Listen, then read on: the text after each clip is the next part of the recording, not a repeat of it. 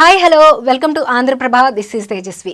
Artificial intelligence మనం ముద్దుగా పిలుచుకునే ఏఐ ఇప్పుడు ఎక్కడ చూసినా ఈ మాట వినిపిస్తూనే ఉంది. కరోనా మహమ్మారితో మారిపోయిన ప్రపంచ రూపురేఖల మధ్యలో ఇప్పుడు ఈ ఏఐ మరింత వేగంగా అన్ని రంగాల్లోనూ మార్పులను తీసుకురావడానికి రెడీ అయిపోతుంది. ఇప్పటికే మనం వాడుతున్న బైక్లు, కార్లు, మనం చూస్తున్న సినిమాల్లో గ్రాఫిక్స్, మనం చదువుతున్న పేపర్లో రాతలు, మన అకౌంట్స్ వెరిఫికేషన్, మన ఆరోగ్య లెక్కలు, ఇలా ఒక్కటి కాదు, ప్రతి చోట ఆర్టిఫిషియల్ ఇంటెలిజెన్స్ ఆనవాలు వచ్చేసాయి.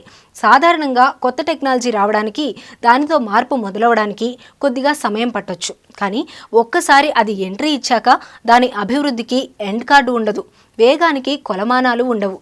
సరిగ్గా ఈ ఆర్టిఫిషియల్ ఇంటెలిజెన్స్ కూడా అంతే. నిన్న మొన్నటి వరకు వస్తోంది అన్నారు, ఇప్పుడు వచ్చేసింది, ఉద్యోగాలు ఖాళీ చేయండి అంటున్నారు. ప్రతి విషయంలోనూ బొమ్మ బొరుసు ఉంటాయి. మంచి చెడు రెండు చెట్టపట్టాలేసుకొని చిన్న గీతకు అటుపక్క ఒకటి ఇటుపక్క ఒకటి కూర్చుని ఉంటాయి. ఈ సన్నని గీత మీద మనం ఉంటాం. మన బుద్ధి తిన్నగా పనిచేస్తే మంచి వైపు వెళ్తాం, లేకపోతే చెడు వైపు చేరి చేత కాకుండా పోతాం. అదే పరిస్థితి ఏఐది కూడా. దీని మంచి చెడుల గురించి ఇప్పుడు అంత అర్జెంటుగా ఎందుకు చెప్పుకోవడం అంటే, ఇటీవల అమెరికాలోని ఒక రీసెర్చ్ ఏఐతో వచ్చే పెనుముప్పు గురించి ఒక హెచ్చరిక చేసింది. భవిష్యత్తులో ఏఐ చెప్పినట్లు మనిషి వినాల్సిన పరిస్థితి వస్తుంది అని ఆ హెచ్చరిక సారాంశం. అది విన్నాక చాలామంది చాలు ఇలాంటివి చాలా విన్నాం, మనిషిని ఏఐ ఎలా కంట్రోల్ చేస్తుంది, మనిషి తయారు చేసిన టెక్నాలజీ కదా అని అంటారు. మొన్న మధ్య జపాన్లో ఒక ఏఐ రోబో తనకు ఇన్పుట్స్ ఇచ్చే అధికారిని చెయ్యి పట్టుకుని ఒక్క గుంజి పక్కనే ఉన్న కన్వేయర్ బెల్ట్లో పడేసింది. పాపం ఆయన అక్కడికక్కడే చనిపోయాడు. జస్ట్ ఇది వెలుగులోకి లేదా మన దాకా వచ్చిన ఒక కేసు మాత్రమే. నిన్నటికి నిన్న ఒక యాంకర్ను ఏఐ రోబో తాకకూడని చోట తాకి యాంకర్ షాక్ అయి చూసేసరికి సారీ చెప్పింది. మనిషి చేసినవేగా ఇవి, మరి ఎందుకు అలా విపరీతంగా ప్రవర్తించాయి? మన భాషలో చెప్పుకుందాం. మన అందరినీ దేవుడు సృష్టించాడని అనుకుంటాం కదా, మరి మనలో కొందరు రాక్షసుల్లా ప్రవర్తిస్తారెందుకు? సింపుల్, వారి మెదడు దేవుడు చెప్పినట్లు వినడం లేదు కాబట్టి.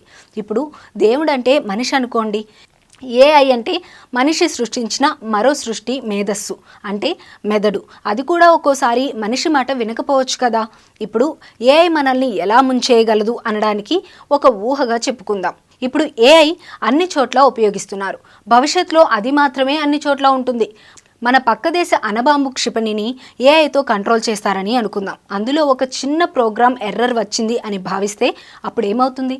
అవసరం లేకపోయినా ఆ అణుక్షిపణి బటన్ నొక్కేస్తుంది. దాని టార్గెట్ ఢిల్లీ అయితే అప్పుడు ఏం జరుగుతుంది? ఇది ఆలోచించడానికి కూడా సాహసం చేయకండి, ఎందుకంటే ఏమవుతుందో తెలియడానికి మన దేశంతో పాటు పాక్, చైనాలు కూడా నాశనం అయిపోతాయి.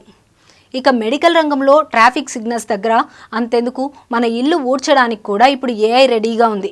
ఒక కంపెనీ చేసి ఇచ్చిన మిషన్లో ప్రోగ్రామ్ ఎర్రర్ వస్తే ఆ ఏఐ రోబోలు మన ఇంటి వారిని ఇరగదీసి వదిలేస్తాయి. ఇదంతా జరగదు అనడానికి లేదు, ఊరికే సోది చెబుతున్నారని మీరనుకుంటే అక్టోబర్ 2022లో చాట్ జీపీటీ ప్రయోగానికి ఇంకా ఒక నెల సమయం ఉండగానే యుఎస్ ప్రభుత్వం గ్లాస్ స్టోన్ ఏఐని సిద్ధం చేసింది.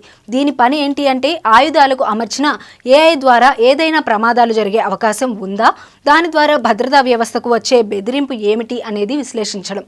ఒక సంవత్సరం తర్వాత గ్లాస్ స్టోన్ ఏఐ తన విశ్లేషణ పూర్తి చేసి ఒక రిపోర్ట్ ఇచ్చింది. దానిలో ఉన్న ఒక ముఖ్యమైన వాక్యం ఏమిటంటే, ఏఐ అనేది బహుశా మానవజాతి అంతరించిపోయే స్థాయి ముప్పు తీసుకురావచ్చు.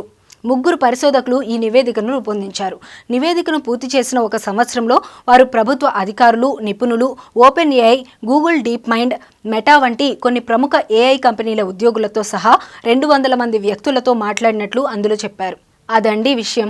ఏఐతో వచ్చే ముప్పు గురించి జరిపిన పరిశోధనలు చాలా స్పష్టంగా మనుషుల్ని అంతరించేలా చేసే స్థాయిలో ప్రమాదం తీసుకువస్తాయని విస్పష్టంగా చెప్పారు. దాంతోపాటు మనకు అర్థం కాని భాషలో ఏవేవో నివారణోపాయాలు చెప్పారనుకోండి, వాటిని చేయాల్సింది కూడా ఆ ఏఐ రోబోలు చేసే కంపెనీలు చేయాలి. ప్రభుత్వాలు మానిటరింగ్ చేయాలి. ప్రతి టెక్నాలజీ వెనుక ప్రమాదాలు కూడా ఉంటాయి.